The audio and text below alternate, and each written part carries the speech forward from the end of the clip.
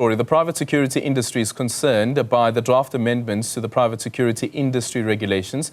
They are calling on Minister for Police, Sindiswa, to withdraw the regulations and engage stakeholders meaningfully.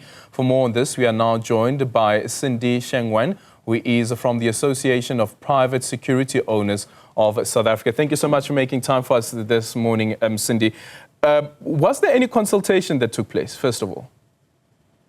So I think, firstly, we need to acknowledge the intent of these particular amendments that have been proposed in terms of governing the security industry.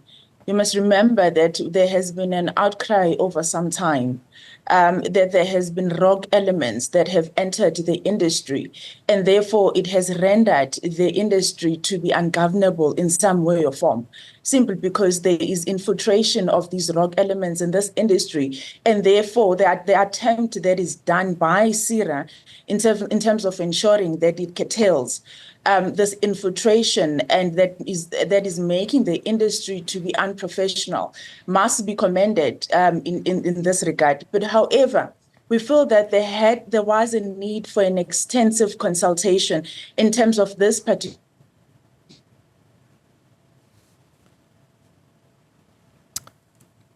Okay, we have lost that connection there to Cindy.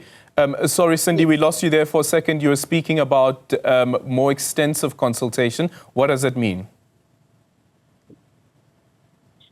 So we are saying that before PSiRA could be able to actually propose these particular amendments within the Act itself, there should have been consultation with regards to the industry. What we actually learned is that we actually saw these amendments being published without any consultation that would have taken place ordinarily with all the stakeholders that are involved in the industry to see exactly the implication and the practicality of these amendments to the operations that actually currently exist when it comes to how the industry is servicing its clients. Yeah. When we look at some of the draft amendments and proposals, which ones for you really stick out? And which ones do you think that these are some of the issues that are really going to bring problems to the private security industry? And also, clearly, evidently so, the confidence that clients, this is now speaking about residents, speaking about business, have shown in private security and not so much in the police. So if you look at the industry is a 45 billion rands industry. And if you really look at it, and in terms of the people that it actually employs, it employs over 500,000. It's over 500,000 security personnel that it employs. And now, if you are going to be restricting the tools of trade within this particular industry, that is going to be able to render the industry to be a bit dysfunctional in terms of the way it has to render services to its clients. Now, and it's just a simple example, just prohibiting the use of several essential crowd control tools, including your rubber bullets, your water cannons, etc., in situations where there is unrest, in situations where there is violence, threats that are actually happening. And you are actually expecting that there is security officers will be there to actually fold their arms and not really do anything when there is violence, threats and attacks. That is something else that PSiRA needs to really consider in terms of one of those particular amendments that is actually there. And also the second part as well is that there is also a restriction in terms of the use of semi-automatic rifles. If you remember, with regards to operations, every customer has got their own requirements in terms of how their places needs to be safeguarded. There is people that renders tactical intervention units. There are people that are actually guarding high-risk areas or security areas. Now, if you're going to be restricting in terms of the ammunition that is supposed to be utilized by those particular companies, so you are going to be rendering them very dysfunctional. So what we are saying to PSiRA, another one as well, is that, the investigations that has to be taking place. And when those investigations that have to be taking place, they are going to be taking place in such a way that it opens up without you proving a security company, whether that security company is guilty or not. And therefore that opens up sort of away in terms of this process being manipulated by several people or other role players that are actually there in manipulating the system itself in terms of how it seeks to operate and what it actually needs to do. So there is a lot that is in these amendments that are actually making it possible for also armed security officers to be able to operate in your spaces, such as in your malls, in your restaurants, and safeguard the lives of the people that it actually needs to safeguard. So there's a lot more that we feel that consultation was thoroughly needed so that you understand the practicality and the impact operationally that these amendments would have. The intent of the amendments themselves with PSiRA, we do acknowledge and we do applaud that at least there is something that PSiRA is doing in terms of ensuring that these rogue elements that have infiltrated the industry are rooted out. But the how part and these amendments and its impact in terms of the industry itself, it is exactly where we're actually having a problem. And there's also this ambiguity and subjectivity in terms of the limitations with regards to the officers carrying reasonable ammunition without even defining what reasonable means. And this is actually vague because what you are actually saying is that reasonable ammunition, what type of ammunition are you talking about? And the vagueness about it, it stands for a misinterpretation, and therefore it makes the whole thing to be very confusing. So as we stand, we are saying, as an association as well as TAPSOSA, we are saying that we are willing to actually work with PSiRA with regards to being able to contribute towards this particular intent, which is a noble intent if you really look at it, Adrian, because it serves to say that, you know what, we need to professionalize this industry. We need to have an industry that is going to be able to add value to the lives of the people that are entrusting their lives with regards to this particular services that has to be rendered. But it should not cripple the industry that is really trying to be able to safeguard the citizens of this country. Yeah, and here's the thing, Cindy, is a couple of weeks ago we were reporting on an incident that took place at Solo restaurant that is in Sandton, where Spamandla Maponga was gunned down as well as his bodyguards. And the thing is, the type of caliber of firearms being carried by bodyguards, as an example, and then they want to have those AK-47s and then walk into malls and restaurants as well, carrying those heavy armaments. Surely that's not correct. We're speaking here about public spaces. Yes, you know, it is not correct. We've always said that PSiRA has got a mandate of being able to regulate the industry. And what we always said is that we need to capacitate the inspectorate and the investigation division of PSiRA to actually make sure that it actually monitors what it actually needs to monitor, because the example that you just alluded to now with regards to people willy-nilly doing things and carrying those particular firearms is not acceptable. You are correct.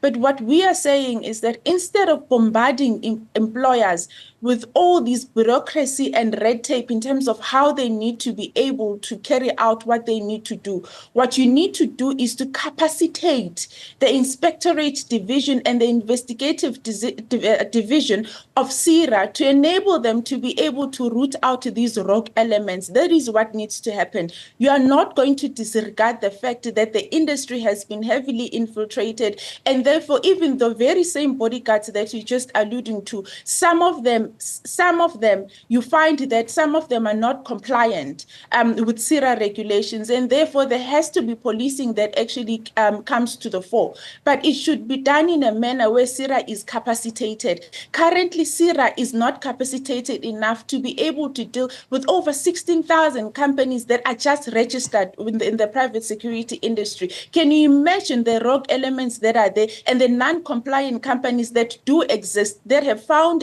themselves operating in this industry simply because the Inspectorate Division of PSiRA is not capacitated enough. So capacity and resources are required. Instead of you adding those particular amendments, they should be aligned with you making sure that you've got sufficient resources and sufficient capacity for you to be able to carry out what you need to be carrying out. What we are saying right now is we do allow and we do accept that there are amendments that needs to be taking place. There is reform that needs to be taking place in this industry. There is transformation that needs to be taking place in this industry, but it should not be at an expense and a costly exercise that will render these securities companies that do exist, that are abiding, and render them inefficient because they've got a responsibility that they need to do and a service level agreement that they have with their clients. Yeah. So if you are saying, yeah, yes. Sorry, Cindy. Sorry to interject there. I want to ask though on the element when it comes to, for instance, yesterday it was the opening. It was the dinner for the police summit that will be that starts today, and the minister was speaking about the relationship between the private sector as well as policing. And I remember when the EFF had that so-called national shutdown, and the conversation that was happening between the police as well as the private sector. And it almost seemed as though that the private sector was coming in to help capacitate the state where the state doesn't have the necessary capacity, including with the use of water cannons. If these regulations go through unchallenged, what would it mean then for the ability of the private industry to help support police? It means that the private security industry, in some instances, in terms of what it seeks to do, it means that they are just going to be toothless in terms of being able to carry out what they need to do, because you are restricting their tools of trade. You are restricting certain elements that are fundamental in terms of enable these private security companies to carry out what they need to do. The cooperation that is there between the police and the private sector it is something that we have always promoted. It is something that we have always advocated, because we had indicated that with the amount of people, the number of people that the security industry has, and the resources and the capacity and the intelligence thereof and the tools that are there, they can be able to be of value with regards to assisting the police in terms of being able to curb crime or being able to detect any incidences that are going to happen. And therefore, if you're now going to start limiting their tools of trade, for us, it's a serious problem, Adrian, because then how are we supposed to be able to operate? Because then it's going to be rendering the industry to be very toothless in terms of what it actually needs to do. Okay, a serious problem. What's your next step? So next step is I think what we need to be able to give credit to PSiRA is that their doors are always open for us to be able to have constructive engagements, for us to be able to find ways, collective ways in terms of how we could be able to actually work together. Ours is that PSiRA needs to be able to relook at this particular amendment and be able to have an extensive consultation with the industry stakeholders into seeing exactly how these amendments that has to be effected, because we need reform in this industry, how these amendments can be able to be done in such a way that it does not inflict heavy burden or financial burdens and costly bureaucratic exercises that are going to be incurred by these security companies. What we are saying is that, look, can we be able to actually come together and be able to find a solution? We are not going to deny that the industry needs to be professionalized. We are not going to deny that there needs to be transformation. We are not going to deny the fact that we need to take out these rogue elements. But what we are saying is that do not pass amendments that are going to be rendering the industry to be ungovernable and dysfunctional at the same time. Thank you so much for your time. Cindy Changuion is from the Association of Private Security Owners of South Africa.